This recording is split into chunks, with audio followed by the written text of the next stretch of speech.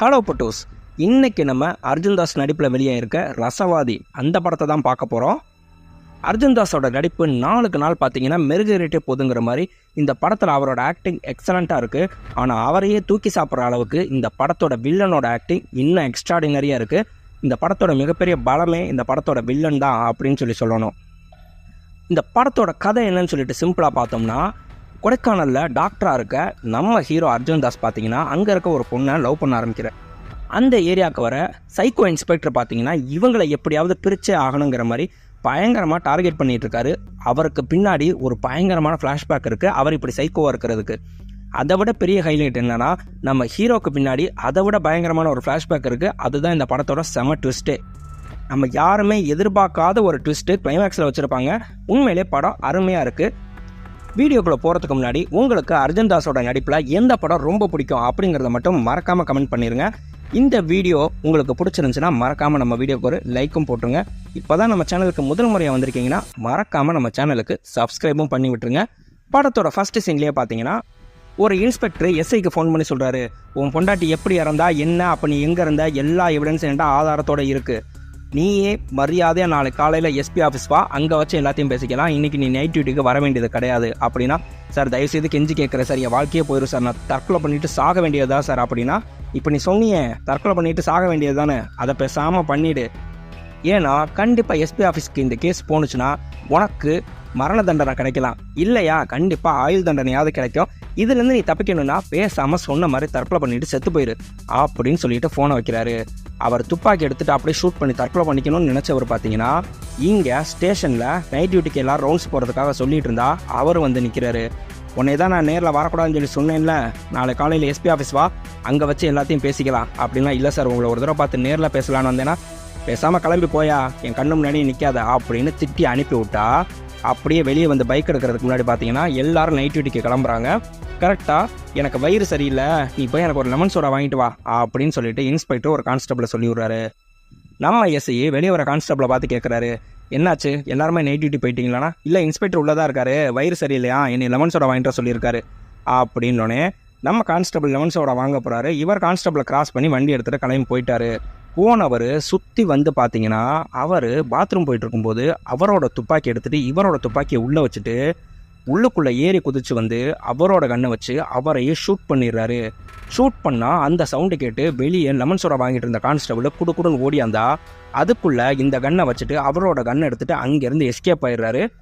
நியூஸில் பார்த்தீங்கன்னா எதிர்பாராத விதமாக தவறுதலாக குண்டு வெடிச்சதில் இன்ஸ்பெக்டர் அவரோட துப்பாக்கியாலே அவர் இறந்துட்டாரு அப்படின்னு சொல்லிட்டு நியூஸ் வந்திருக்கு. அடுத்து இங்கே நம்ம ஹீரோ அர்ஜுன் தாஸை காட்டுறாங்க.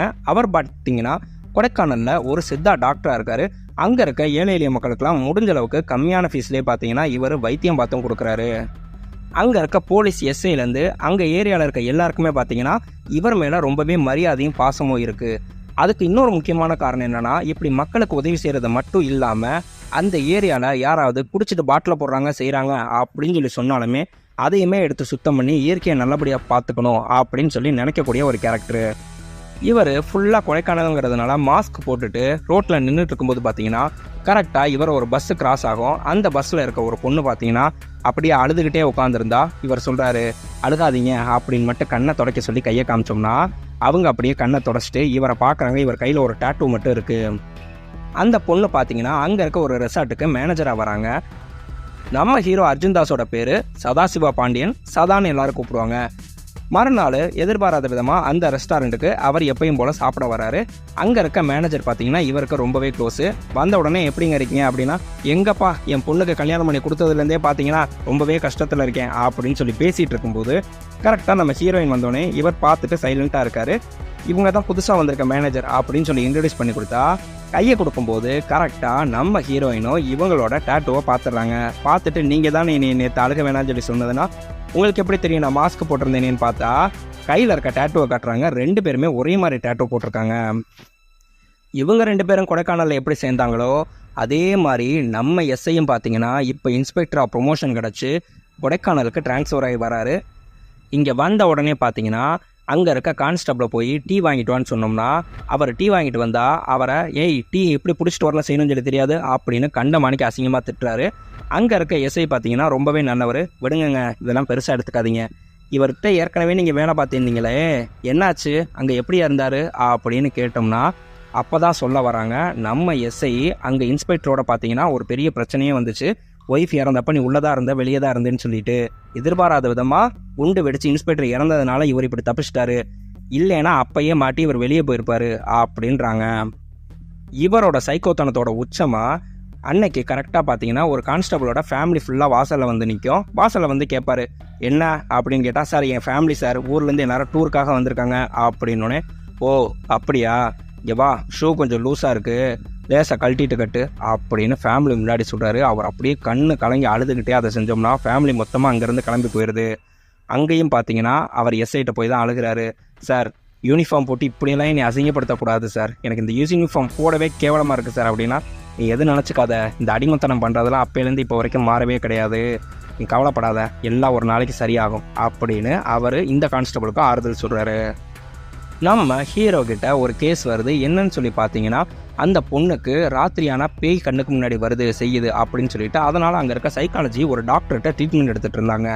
அந்த ட்ரீட்மெண்ட் எடுத்து மாத்திரை சாப்பிட்டதில் இப்போ அலர்ஜி ஆயிடுச்சு. அந்த டாக்டருக்கு ஃபோன் அடித்து பார்த்தோம்னா அட்டன் பண்ணவே இல்லை. 2 நாளாக பிள்ளை ரொம்ப கஷ்டப்படுறா அப்படின்னு அவங்க அப்பா வந்து கேட்டோம்னா, இல்லைங்க, ஏற்கனவே ஒரு டாக்டர் பார்த்துட்டு இருக்கும்போது நான் பார்த்தா பிரச்சனைனா, இல்லை சார் நானும் 2 நாளாக ஃபோன் அடிச்சிருக்கேன் சார், கெஞ்சி கேட்குறேன் சார் அப்படின்னோடனே சரின்ட்டு வேறு வழியே இல்லாமல் போய் பார்க்குறாரு. வயிற்றில் பிரச்சனை இருந்தால் தான் அந்த பிரச்சனையால் தூங்க முடியாமல் இருக்கும்போது மனசில் இருக்க பிரச்சனை, அதனால் அவங்க வயிற்றில் இருக்க பிரச்சனையை சரி பண்ணணும்னு சொல்லிட்டு பூண்டுனால மாத்திரை மருந்து செஞ்சு அவங்களுக்கு கொடுக்குறாங்க. கொடுத்துட்டு சொல்கிறாங்க, இனிமேல் உனக்கு எல்லாமே சரியாயிடுன்னு சொல்லிட்டு வந்துடுறாங்க. அந்த அலர்ஜியும் குணமாயிடுது. கரெக்டாக 2 நாள் கழித்து பார்த்தீங்கன்னா நம்ம ஹீரோ சதாவுக்கு ஃபோன் வருது. என்னன்னு பார்த்தீங்கன்னா, அந்த ஏரியாவில் இருக்க சைக்காலஜிக்கல் டாக்டர் தான் பேசுகிறாங்க.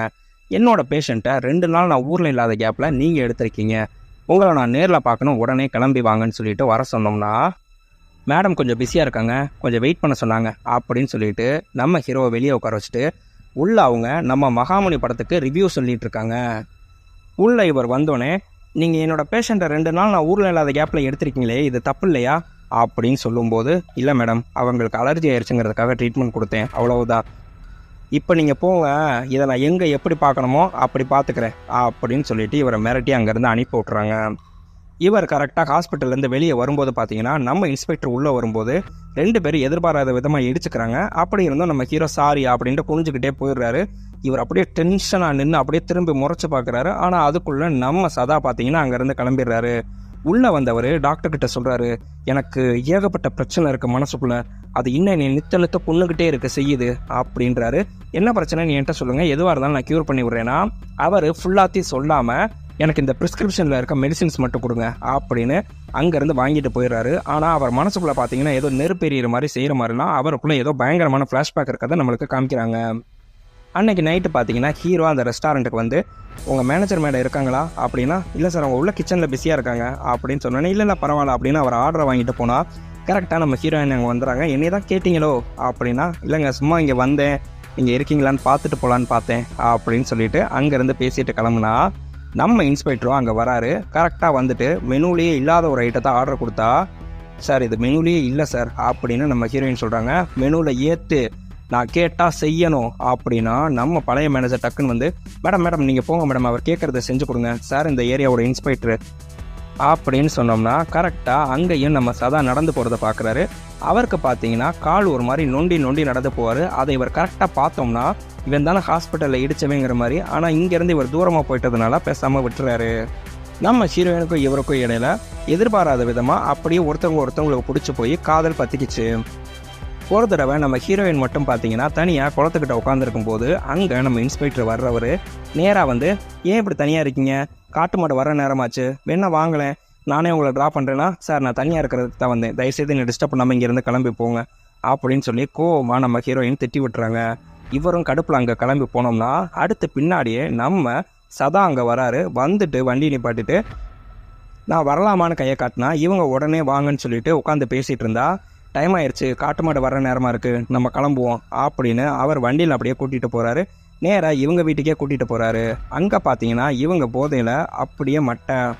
சரின்னு சொல்லிட்டு இவரும் கீழே படுத்த தூங்கிடுறாரு. தூங்கி எந்திரிச்சவங்க பார்த்தீங்கன்னா சாரி சாரி சாரி அப்படின்னு ஃபோர்வேல இழுத்துட்டு அழுதா, ஒன்றும் இல்லை வாஷ் பண்ணிக்கலாம் அப்படின்னா அவங்க அப்படியே அழுதுகிட்டே சொல்கிறாங்க, எனக்கு இந்த பெட் வெயிட்டிங் ப்ராப்ளம் வந்து எனக்கு முன்னாடி நடந்த ஒரு சின்ன இன்சிடென்ட்னால தான் ஆரம்பிச்சிச்சுன்னா, பெட் வெயிட்டிங்னா வேறு ஒன்றும் இல்லை, அவங்க தூங்கும்போது படுக்கையிலேயே யூரின் போயிடுறாங்க. அந்த பிரச்சனை எப்படி ஆரம்பிச்சிச்சுன்னா, இதுக்கு முன்னாடி ஒரு கார்ப்பரேட் கம்பெனியில் நல்ல சம்பளத்தில் வேலை பார்த்துட்டு இருக்கும்போது அங்கே ஒரு பப்புக்கு போகிறாங்க. அங்கே சரக்கு அடிச்சிட்டு இருந்தான். அங்கே இருக்க பையன் ஒருத்தன் தப்பாக நடக்க பார்க்குறான். கோவத்தில் இவங்க வெளியே கிளம்பி வந்தால் பாட்டில் கோவமாக உடச்சதில் அதில் இருந்த ஒரு பீஸு இவங்க வயிற்றை கிழிச்சிருச்சு. அதில் பார்த்தீங்கன்னா ஹாஸ்பிட்டலில் மயக்கம் போட வச்சு படுத்திருந்தா அப்பையிலேருந்து இந்த ப்ராப்ளம் இவங்களுக்கு ஆரம்பிச்சிருச்சு அப்படின்னு அழுகிறாங்க. எனக்கு யாருமே இல்லை, எங்கள் பாட்டி தான் என்னை நல்லபடியாக வளர்த்தாங்க. ஆனால் அவங்களுக்கு அப்புறம் இப்போ என்னை பார்த்துக்க யாருமே இல்லை, தனியாக இருக்கணுங்கிறதுக்காக மட்டும்தான் நான் இங்கே வந்தேன். பஸ்ஸில் கூட ஸ்லீப்பர் கோச் புக் பண்ண மாட்டேன், எங்கே தூங்கிட்டா என்ன ஆகுமோ அப்படின்னு சொல்லிட்டு அதனால் நான் பஸ்ஸில் வரும்போது அழுதுட்டு இருக்கப்போ தான் நீங்கள் என்னை பார்த்ததுன்னா ஒன்றும் பிரச்சனை இல்லை, இந்த ப்ராப்ளம்க்கு நான் இருக்கேன்ல, நான் உங்களுக்கு சொல்யூஷன் தரேன் அப்படின்னு சொல்லிவிட்டு அவங்க அப்படியே கட்டி பிடிச்சிக்கிறாங்க. லவ் நல்லா டெவலப் ஆகி ஊர் ஊராக அங்கேயே சுற்றிட்டு இருக்கும்போது பார்த்தீங்கன்னா பீக் ட்ரீயில் ஒரு கொலகார கும்பல் வந்து இறங்கியிருக்கு. அங்கே சரக்கு அடிச்சுட்டு பாட்டிலை உடச்சிட்டு இவங்க ஒரு டிஸ்கஷன் பண்ணுறாங்க. மேடை கரெக்டாக அவனை போட்டு தள்ளிட்டு அப்படியே நம்ம இங்கேருந்து எஸ்கேப்பாக சொல்லியிருக்காங்க, அதை தவிர வேறு எதுவும் பண்ண வேணாம் அப்படின்னு சொல்லிட்டு இருந்தா இவங்க பாட்டில் உடைக்கிறத பார்த்துட்டு அங்கே வர நம்ம ஹீரோ அந்த பாட்டிலை பூரா பொறுக்கிட்டு, ப்ளீஸ் பிரதர் இந்த மாதிரிலாம் உடச்சி இந்த இடத்த நாஸ்தி பண்ணாதீங்கன்னா, நல்ல விதமாக சொல்லும்போது கேளுங்கண்ணா, நல்ல விதமாக இல்லாமல் எப்படா சொல்லுவேன் அப்படிங்கும்போது பயங்கரமாக 2 பேருக்கு இடையில சண்டை நடக்குது. அவங்க பூரா கத்தியாக வச்சுருக்காங்க. எல்லாரையுமே ஒரு அடித்து பறக்க விட்டா கரெக்டாக நம்ம போலீஸ் எஸ்ஐலேருந்து அவங்க டீமே மொத்தமாக வந்து இவங்க எல்லாரையும் தூக்கிட்டு போயிடுது. தூக்கிட்டு போய் உள்ளே வச்சு இவங்க அடின்னு அடித்து வெளுக்கிறாங்க. இவங்கக்கிட்ட கையெழுத்து வாங்கிட்டு அனுப்பிவிட்டா அப்படியே டென்ஷனாக இருக்க இன்ஸ்பெக்டர் இவரை பார்த்துட்டு செம்ம காண்டில் வீட்டுக்கு கிளம்பி போகிறாரு. அங்கே போய் கரெக்டாக பார்த்தீங்கன்னா உள்ளேருந்து ஒரு ஃபோட்டோவை கையில் எடுத்து வச்சுருப்பாரு. அப்பன்னு பார்த்து கூண்டுக்குள்ள ஒரு எலி மாட்டினா அந்த எலியை அடித்து கொள்ள போனவர் அதை மண்ணனை ஊற்றி கொளுத்திட்டு உள்ளேருந்து வெளியே எடுத்து விட்டு அந்த எலியோட சேர்த்து பக்கத்தில் ஒரு ஃபோட்டோவையும் போடுறாரு கொளுத்துறதுக்கு. அந்த ஃபோட்டோ வேற யாரும் இல்லை, நம்ம சதாவோட ஃபோட்டோ தான். அவர் மேலே ஏன் இவருக்கு இவ்வளோ ஒரு கொலவெறி என்ன அப்படிங்கிறத இனிமே தான் நம்மளுக்கு காட்டவே போகிறாங்க. கரெக்டாக இன்டர்மிஷன் முடிச்சோன்னே பார்த்தீங்கன்னா இங்கே நேராக இவர் நம்ம சதாவோட ஹாஸ்பிட்டலுக்கு வராரு. வந்துட்டு நீங்கள் ஏதோ போதை காலம்லாம் சப்ளை பண்ணுறதா எங்களுக்கு வந்து கம்ப்ளைண்ட் வந்திருக்கலாம், யார் கம்ப்ளைண்ட் கொடுத்தா, எனக்கு வந்து ஒரு இன்ஃபர்மேஷன் வந்துச்சுன்னா இன்ஃபர்மேஷனை நல்லா போய் விசாரிங்க, நீங்கள் நினைக்கிறாள் நான் கிடையாது, கிளம்புங்க அப்படின்னு சொல்லிட்டு நம்ம சதா சொன்னோம்னா அங்கேருந்து டென்ஷன் ஆகி இங்கே கிளம்பி வராரு.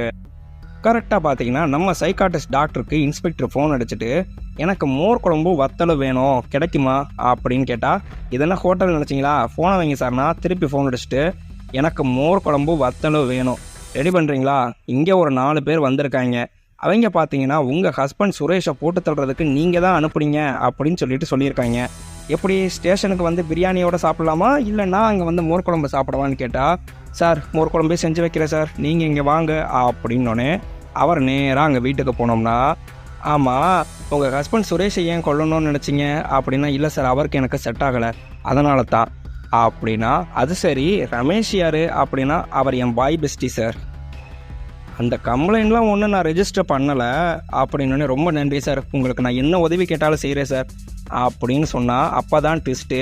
அப்படியே இங்கே காமிச்சா நம்ம சைக்காட்டிஸ்ட் டாக்டரு துணி துவச்சிட்டு பாத்திரம் விளக்கிட்டு இருக்காங்க. சார் ப்ளீஸ் சார் கெஞ்சி கேட்குறேன் சார் என்னை விட்டுருங்க சார்னா, அங்கே நம்ம இன்ஸ்பெக்டரு, ஏம்மா இதுக்கு மற்றவனாக இருந்தால் எவ்வளோ பணம் கேட்டிருப்பான் தெரியுமா, இல்லையா வேறு மாதிரி அட்ஜஸ்ட்மெண்ட் பண்ணுறியான்னு கேட்டிருப்பான், நான் அந்த மாதிரிலாம் ஏதாவது கேட்டேனா, நீ என்ன உதவினாலும் செய்கிறேன்னு என்ன செய்ய சொல்லியிருக்கேன், என் வீடை தொடச்சி க்ளீன் பண்ணி துணியை துவச்சி பாத்திரம் விளக்குன்னு தானே சொல்லியிருக்கேன். சார் என் புருஷன் ஃபோன் பண்ணிகிட்டே இருக்காரு சார், லாக்டவுன் வேறு போட போகிறாங்க சார், என்ன பதில் சொல்கிறதுனே தெரியல சார், தயவு செஞ்சு நீ விட்டுருங்க சார், சொல்கிற வேலையை செய்யுமா, அதை பற்றி அப்புறம் யோசிப்போம் அப்படின்றாரு. இங்கே நம்ம ஹீரோயின் பார்த்தீங்கன்னா நம்ம சதாவை பார்க்குறதுக்காக இங்கே கிளினிக் வந்திருந்தா ஒரு ப்ராஸ்டியூட் பொண்ணு அங்கே வராங்க. வந்துட்டு, நீ யார், நான் அடிக்கடி இங்கே வருவேன், நீ என்ன புதுசாக தெரிகிற, எங்கே சதா இல்லையா அப்படின்னா, நம்ம சதா அங்கேருந்து வெளியே வந்தா, இங்கே வா நெல்லுன்னா, இல்லை நான் அப்புறம் வரேன் சதா அப்படின்ட்டு போனால் டக்குன்னு அவர் கையை பிடிச்சிட்டு, மரியாதை உண்மையை சொல்லு, உன்னை இங்கே யார் அனுப்பிவிட்டா அப்படின்னா, சார் இந்த 2 கப்புள்ஸையும் பிரிக்கணும் அப்படின்னு சொல்லிட்டு நீ அனுப்பிவிட்டாங்க சார், தயவுசெய்து யார் அனுப்பிவிட்டான்னு மட்டும் நீ கேட்காதீங்க சார், என் வாழ்க்கையே போயிடும் ப்ளீஸ் சார் அப்படின்னு சொல்லிட்டு அவங்க அங்கேருந்து கிளம்பி போயிடுறாங்க. இங்கே பார்த்தீங்கன்னா நம்ம இன்ஸ்பெக்டர் டென்ஷனாக உட்காந்து அந்த சைக்காட்டிஸ்ட் டாக்டர்கிட்ட பேசிகிட்டு இருக்காரு. எனக்கு இருக்க பெரிய பிரச்சனையே என்னென்னா, நான் சின்ன வயசுலேருந்து இருக்கும்போதே எங்கள் அம்மா பட்ட கஷ்டம் அப்படிங்கிறாரு. என்னன்னு பார்த்தீங்கன்னா, அவங்க அப்பாவுக்கு அம்மாவுக்கு இடையில எப்போ பார்த்தாலும் சண்டை வந்துக்கிட்டே இருக்கும். அவர் பார்த்தீங்கன்னா அடின்னு அடிச்சுட்டு இருப்பார், எல்லாத்துக்கும் அவர் கொடுமை பண்ணிகிட்டே இருப்பார்.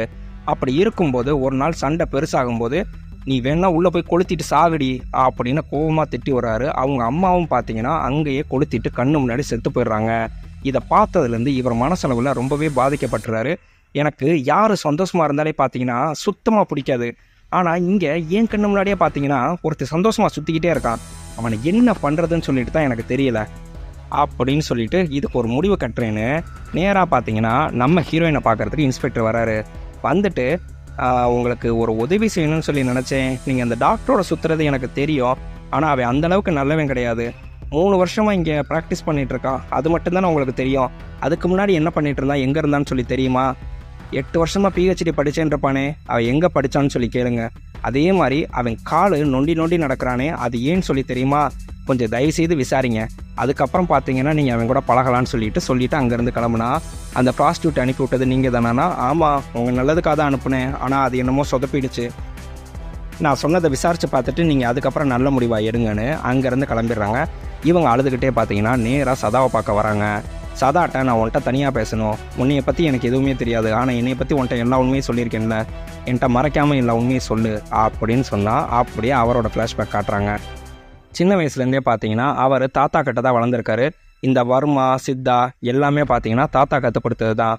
அவருக்கு அப்புறம் பார்த்தீங்கன்னா இவர் மதுரையில் இருக்க நாகமலை புதுக்கோட்டையில் வந்து இதுக்காகவே காலேஜில் படிச்சுட்ருக்காரு. அப்படி படிச்சுட்டு இருக்கும்போது பார்த்தீங்கன்னா அங்கே இருக்க மலையை உடைக்க போகிறாங்க அப்படின்னு சொல்லிட்டு இதை எப்படியாவது தடுத்தாகணும்னு அந்த ஊரில் இருக்க அவரோட ஃப்ரெண்டு நினைக்கிறாரு. நம்ம ஹீரோ பார்த்தீங்கன்னா அவர் படிக்கிற இடத்துல இருக்க வாத்தியாரோட பொண்ணையே பார்த்தீங்கன்னா சின்சியராக லவ் பண்ணிட்டு இருப்பாரு. அவங்களும் பார்த்தீங்கன்னா இவர் மேலே உயிராக இருப்பாங்க. 2 பேரும் உயிருக்கு உயிராக லவ் பண்ணிட்டு இருந்தா அவரோட ஃப்ரெண்டு கேட்குறாரு, என்னடா லவ் எந்த அளவுக்கு போயிடுச்சுன்னா? அது போய்கிட்டு இருக்கடானா காலகாலத்தில் அவங்க வீட்டில் பேசிப்பாரு, ஒத்துக்கலைன்னா பேசாமல் நீ படுக்க கல்யாணம் முடிச்சிட வேண்டியதானே அப்படின்னு சொல்கிறாரு. பார்ப்போம்டா அப்படின்னா நம்ம சதாவோட ஃப்ரெண்டு வக்கீல் அந்த ஊரில் மலையை உடைக்கக்கூடாதுன்னு சொல்லிட்டு அந்த ஊர் மக்கள் எல்லாரையும் ஒன்றா கூட்டி எல்லாத்தையும் கையெழுத்து வாங்கிட்டு எப்படியாவது ஸ்டே ஆர்டர் வாங்கணும் அப்படின்னு நினச்சார். அந்த ஊர் எம்எல்ஏ இதுக்கு மேலே இவனை விட்டு வச்சோம் அப்படின்னு சொன்னால் சரி வராது, இவனை போட்டு தள்ளிடணும். ஆனால் மலைக்காக இவனை போராடினா அதுக்காக கொண்டோன்னு தெரிஞ்சால் இவனுக்கு செலவு வச்சிருவாங்க. அதனால் ஏதாவது பொம்பளை விஷயத்தில் மாட்டி விட்டு இவனை போட்டு தள்ளிடணும்னு சொல்லிட்டு நம்ம ஹீரோ இருக்கும்போதே பார்த்தீங்கன்னா அவரோட ஃப்ரெண்டை போட்டு தள்ளிடுறாங்க. அங்கே நடந்த சண்டையில் இவர் எதிர்பாராமல் ஒருத்தரை வெட்டிடுறாரு. ஆனால் மொத்த கேஸு இவர் மேலே போட்டு ஒரு பொம்பளை விஷயத்தில் 2 பேருக்கு இடையில வந்த பிரச்சனையில் நம்ம சதாவரை வெட்டி கொண்டுட்டாருன்னு சொல்லிட்டு சதாவை தூக்கி உள்ளேயும் போட்டுறாங்க. 8 வருஷம் ஆயுள் தண்டனை கிடச்சி இவரால் வெளியவே வர முடியல.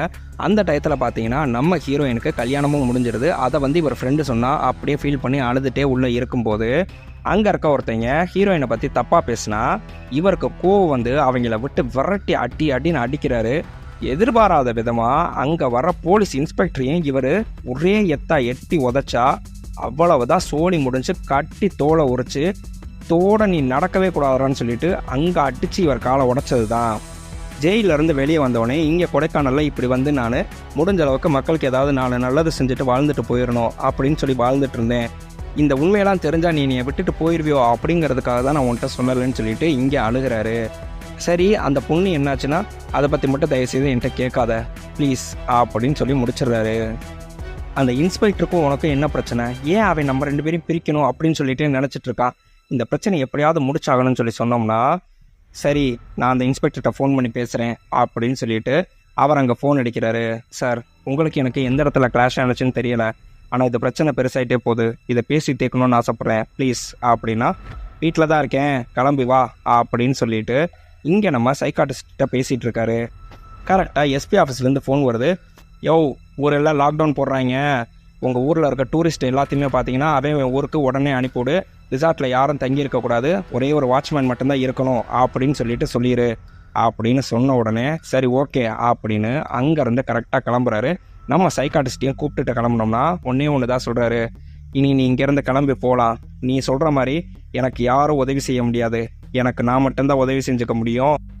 எனக்கு ஏன் உன்னை ரொம்ப பிடிச்சிச்சு தெரியுமா, உனக்கு ஒருத்தன் டார்ச்சர் கொடுத்தான்னொன்னே நீ தற்கொலை பண்ணிக்கணும்னு நினைக்காம அவனை கொல்லணும்னு நினச்ச பார்த்தியா, அதனால தான் எனக்கு உன்னை ரொம்ப பிடிச்சிருந்துச்சு.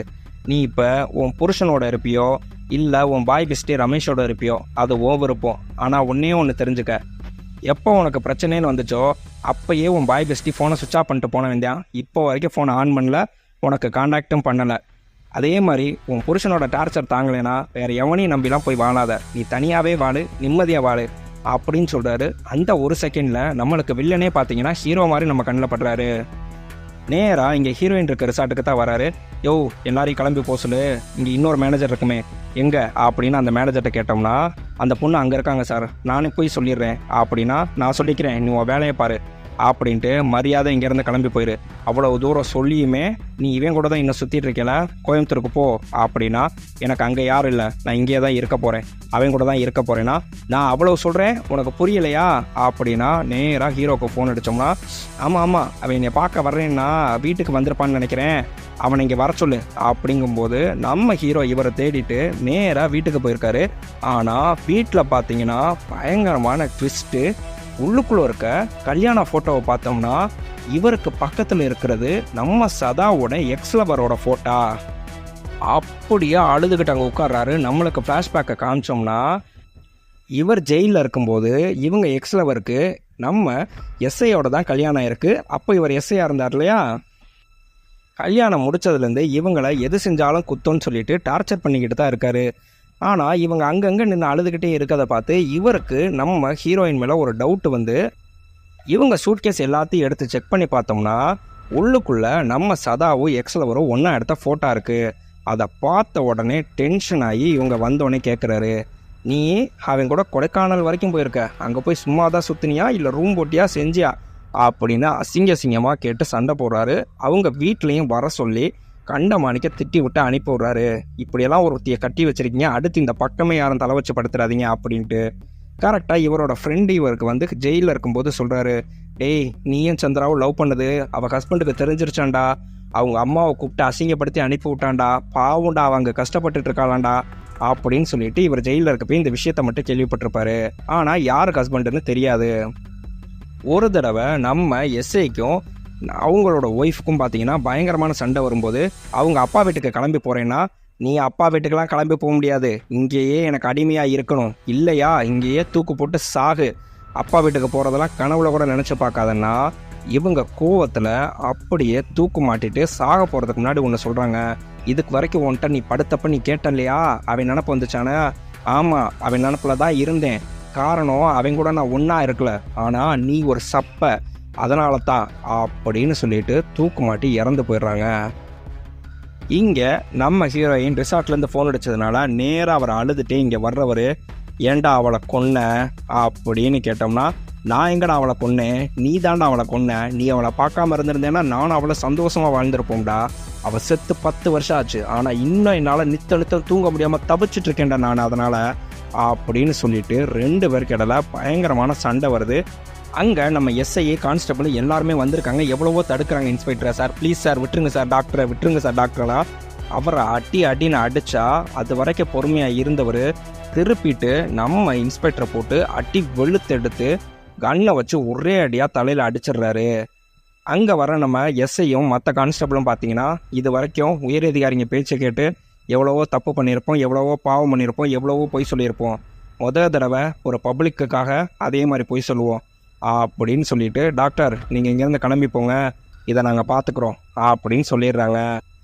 இங்கே நம்ம ஹீரோயினோட அமைதியாக மலையில் உட்காந்து பேசிகிட்டு இருந்தோம்னா, ஆமாம் அவனை தூங்க வச்சிருக்கேன்னு சொல்லி சொன்னியே, மறுபடியும் வந்துட்டா என்ன பண்ணுவேன்னா, பயப்படாத தூங்க வச்சிருக்கேன்னா கோமா, அவ்வளோ சீக்கிரத்தில் எந்திரிச்சு வரமாட்டா, எந்திரிச்சு முழிச்சு வந்தால் பார்த்துக்கலாம் அப்படிங்கிறதோட நம்மளுக்கு இந்த படத்தை இனிதே முடிவடைகிறது. ஓகே ஃப்ரெண்ட்ஸ், இந்த படம் உங்களுக்கு எந்த அளவுக்கு பிடிச்சிருந்துச்சி அப்படிங்கிறத மறக்காமல் கமெண்ட்டில் சொல்லுங்கள். இந்த வீடியோ பிடிச்சிருந்துச்சுன்னா மறக்காமல் நம்ம வீடியோக்கு ஒரு லைக் போட்டுட்டு அப்படியே நம்ம சேனலுக்கு மறக்காமல் சப்ஸ்கிரைபும் பண்ணிடுங்க. மறுபடியும் அடுத்த ஒரு நல்ல வீடியோவில் உங்களை நான் சந்திக்கிறேன். பாய்.